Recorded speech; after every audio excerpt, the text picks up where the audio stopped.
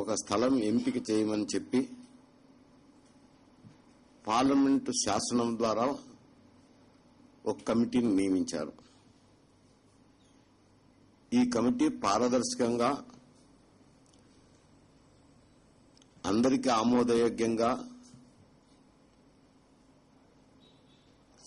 ఎంపిక చేసే స్థలాలను సూచించాల్సిన అవసరం ఉంది. కానీ నిన్న హైదరాబాద్కు వచ్చినారన్నారు. వీరు ఎక్కడ ఉన్నారో ఏం చేస్తున్నారో ఎవరికి అంతుపట్టకుండా రహస్యంగా గోప్యంగా ఉంటున్నారు. ఎందుకో మరి నాకైతే ఆ కమిటీ అంత గోప్యంగా ఉండాల్సిన అవసరం ఏమిటి?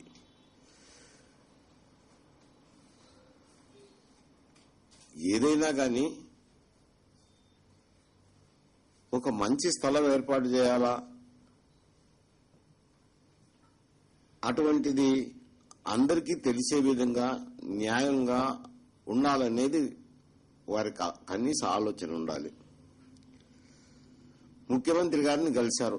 మంచిదే, రాష్ట్రానికి ముఖ్యమంత్రి ఆయన కలవాల్సిందే. కలిసిన తర్వాత ఇక్కడ ఇతర రాజకీయ పార్టీలు ఉన్నాయి, వారికి ఆ పార్టీలకు నాయకులు ఉన్నారు. వారిని కలిసి వారి అభిప్రాయం తీసుకోవాలా. ప్రభుత్వం ఈ విధంగా చెప్తాంది, ముఖ్యమంత్రి గారు ఈ విధంగా చెప్తారు, మీరేం చెప్తున్నారని చెప్పి వారితో కూడా వారి అభిప్రాయాలు కూడా తీసుకోవాల్సిన కమిటీ అటువంటి ప్రయత్నం చేసినట్లు కనపడడం లేదు, అటువంటి ఆలోచన చేసినట్లు కనపడడం లేదు. కేవలం ఏదో తూతూ మంత్రంగా చేస్తున్నట్టే కనపడుతుంది. ఎందుకు చేయాలా ఇంత తూతూ మంత్రంగా? మీరు పార్లమెంటు కొన్ని షరతులు విధించినారు, ఆ షరతులకు లోబడి మీరు వ్యవహరించాలి. ఆ స్థలాల ఎంపికలో అన్ని జిల్లాల్లో పర్యటించాలనే ఆలోచన కూడా చేస్తున్నట్లేదు. కేవలం రియల్టర్ చేతిలోనూ సిండికేట్ల చేతిలోనూ కీలుబొమ్మగా ఈ కమిటీ వ్యవహరిస్తున్నట్లు కనపడుతుంది.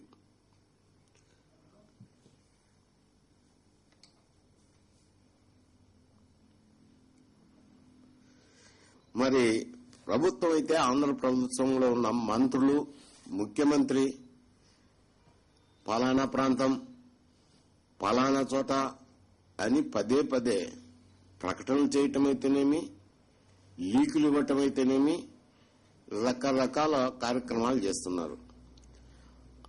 అటువంటి లీకుల ద్వారా అయితేనేమి, ప్రకటనల ద్వారా అయితేనేమి కొన్ని ప్రాంతాల్లో భూముల ధరలకు రెక్కలు వచ్చినాయి, అమాంతంగా పెరిగిపోయినాయి. లక్షల నుంచి కోట్ల రూపాయలు పెరిగిపోయినాయి. ఇది కేవలం కొందరు రియల్ ఎస్టేట్ కు ఉపయోగపడే విధంగానే వ్యవహరిస్తున్నారు. నేను చెప్పడం కాదు, ప్రభుత్వమే చెప్పింది. భూములకు రెక్కలు వచ్చినట్టున్నాయి, ధరలు పెంచుతున్నారు, ఈ ధరలను అరికట్టాలా, అందుకు ఒక ఆర్డినెన్స్ తెస్తామని చెప్పి మరి రెవెన్యూ శాఖ మంత్రులే సెలవు ఇచ్చారు పత్రికలకు. అంటే ఇటువంటి రెక్కలు వచ్చేదానికి కారణం మంత్రులు, ముఖ్యమంత్రి కాదా అని నేను సూటిగా ప్రశ్నిస్తున్నాను.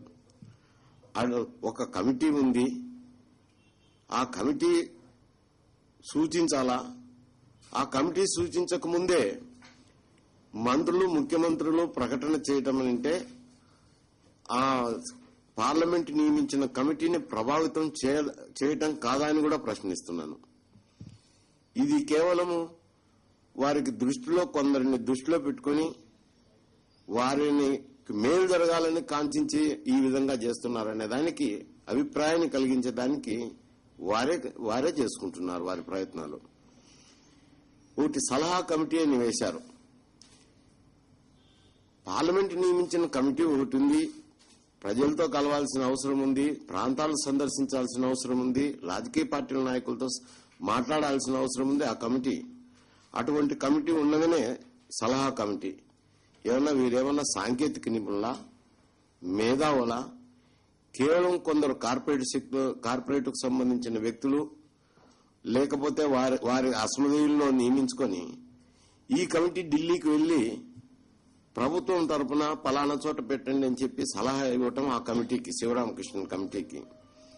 ఇది కేవలం ఏదో ఆ కమిటీని, శివరామకృష్ణ కమిటీని ప్రభావితం చేసేదానికి ఉపయోగపడుతుంది, కొందరికి మేలు చేసేదానికి ఉపయోగపడుతుందే కానీ నిజంగా అందరికీ ఆమోదయోగ్యమైంది, అది ఏ స్థలం అయితే బాగుంటుంది. రాజధాని అనేది చాలా శాశ్వతమైంది, అన్ని ప్రాంతాలకు ఆమోదయోగ్యంగా ఉండాలా, సున్నితమైన సమస్య.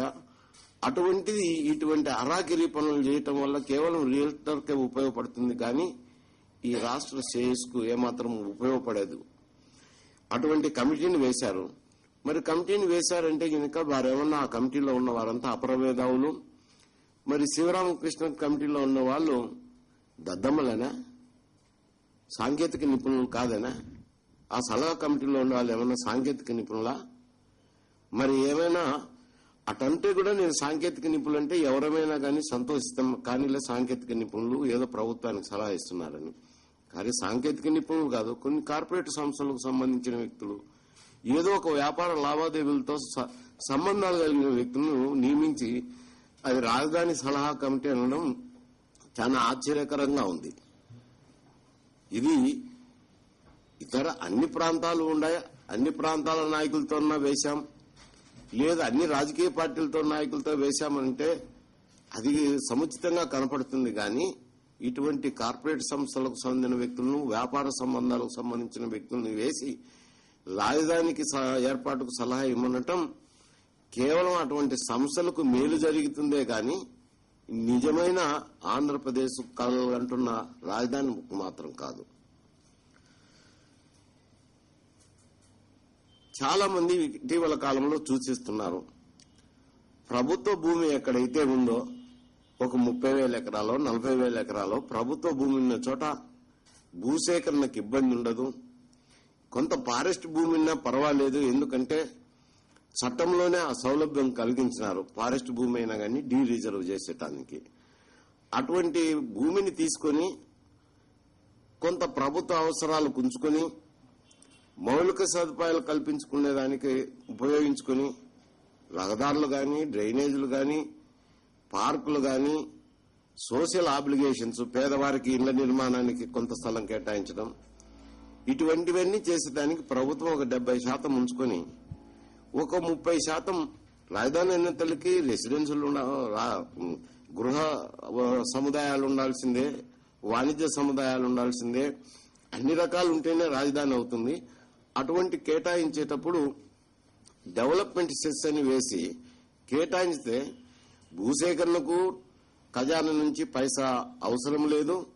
తర్వాత రాజధానిని ఏర్పాటు చేసుకునే దానికి, రాజధాని నిర్మాణం చేసుకునే దానికి, రాజధానిలో మౌలిక సదుపాయాలు, రహదారి నిర్మాణం అయితేనేమి, డ్రైనేజ్ నిర్మాణం అయితేనేమి, విద్యుత్ సౌకర్యం కల్పించడాలు అయితేనేమి, ఈ ప్రతి సౌకర్యం కల్పించేదానికి కావలసిన వేల కోట్ల రూపాయల నిధులు కూడా ఈ ప్రైవేటు హాస్పిటల్స్ కు, ప్రైవేటు విద్యాలయాలకు, ప్రైవేటు రెసిడెన్షియల్కు, ప్రైవేటు వాణిజ్య సముదాయాలకు కేటాయించిన దాని మీద డెవలప్మెంట్ చేస్తే ప్రభుత్వం మీద ఒక పైసా పడకుండానే డెవలప్మెంట్ సెస్ ద్వారా రాజధాని నిర్మాణానికి అవసరమైన నిధులు సమకూరుతాయి.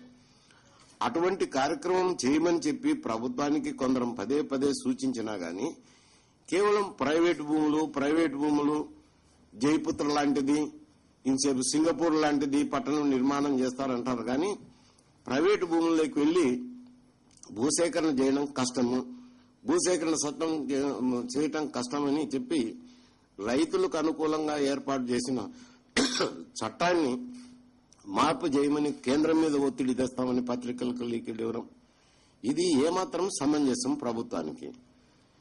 అది కేవలం రియల్ ఎస్టేట్ డెవలపర్స్ కు, సిండికేట్ కే ఉపయోగపడుతుంది. ఈ ప్రైవేట్ భూమి తీసుకోవడం ఎందుకు?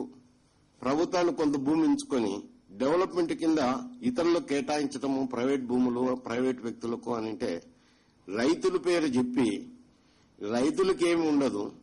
ఇందులో కొందరు సిండికేట్ వ్యక్తులకు, రియల్టర్స్ కు ఉపయోగపడుతుంది.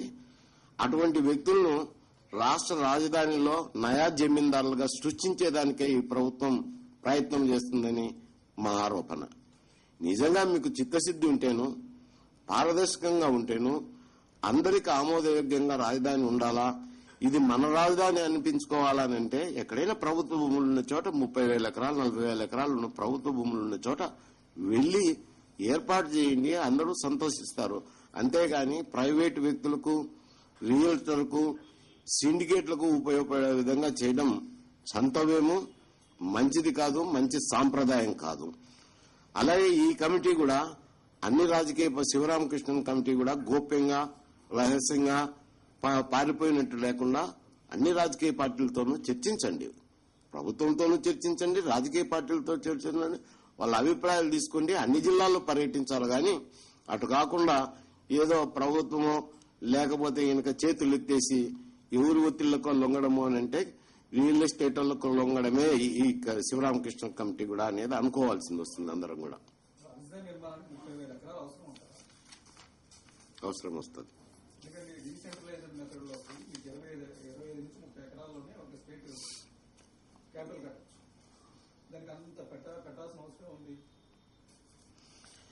రాజధాని అనేది రాష్ట్రానికి రాజధాని, అన్ని కమ్యూనిటీలకి సదుపాయాలు ఉండాలా. అందులోనూ మరీ ముఖ్యంగా ప్రభుత్వంలోని పెద్దలు కూడా సింగపూర్ లాంటి రాజధాని కావాలా, నేను చెప్పడం కాదు, జైపుత్ర లాంటి రాజధాని కావాలా, ఇటువంటి అంటారు. అంటే దేశంలో ఎవరైనా కానీ గర్వించదగ్గ పట్టణం ఉండాలని కోరుకుంటాం. దాంట్లో సంతోషపడాల్సిందే కానీ బాధపడాల్సిన అవసరం లేదు. ఒక ఏదో సెక్రటరేటు, ఒక అసెంబ్లీ బిల్డింగు, ఒక కోర్టు, కొన్ని ప్రభుత్వ రంగ సంస్థలకు సంబంధించిన బిల్డింగ్లు కట్టి ఇదే రాజధాని చూసుకోపోండి అనడంలో కూడా అది అర్థం లేనిది. మంచి రాజధానే కావాలా, రాజధాని కావాలని చెప్పి ఆంధ్రప్రదేశ్ ప్రజానీకం అందరూ కోరుకుంటున్నారు. అటువంటి రాజధాని నిర్మాణం చేయాలంటే అది ఒక నమూనా సిటీగా ఉండాలా, దాని అంతకు అది సబ్స్టాన్షియేట్ చేసుకుని మోడల్ సిటీగా ఉండాలా. ప్రపంచంలో ఈ మోడల్ సిటీగా ఒక 2 దశాబ్దాల కాలంలో అంటే మోడల్ సిటీగా ఉండాలా, దానికంతకు అది సబ్స్టాన్షియేట్ చేసుకోవాలా. విద్యుత్ శక్తి, నీటి సదుపాయాలు కానీ వాటంతకు ఆ పట్టణానికంతకు అవసరమైనట్టు అది క్రియేట్ చేసుకునే విధంగా ఉంటేనే అది ఒక మోడల్ సిటీగా ఉంటుంది. అందుకోసమనే మోడల్ సిటీగా ఉండేటప్పుడు కావాల్సింది ఈ భూమి. ఏం ప్రభుత్వ భూమే కదా, ఖాళీగా ఉన్న భూమి ఏమన్నా దానికి డబ్బు ఖర్చు పెడతాంటే అంత డబ్బు ఖర్చు పెడతాన్నారు అనొచ్చు. ప్రభుత్వ భూమి అయినప్పుడు ప్రభుత్వ భూమిని సేకరించేదానికి అవసరమైన భూములు మస్తుగా ఉన్నాయి, 2-3 ప్రాంతాల్లో ఉన్నాయి, చూసుకోవచ్చు వెళ్ళి ప్రభుత్వానికి. నేను సూచించాల్సింది నేను చెప్పడం ఎందుకు, ప్రభుత్వం దగ్గర యంత్రాంగం ఉంది, మీకు తెలిసింటే కూడా చెప్పండి. పోయి మీరు సందాలు వసూలు చేసుకుంటున్నారు చెప్పండి. నెక్స్ట్ అడిగినా సార్ నెక్స్ట్ ఓకే.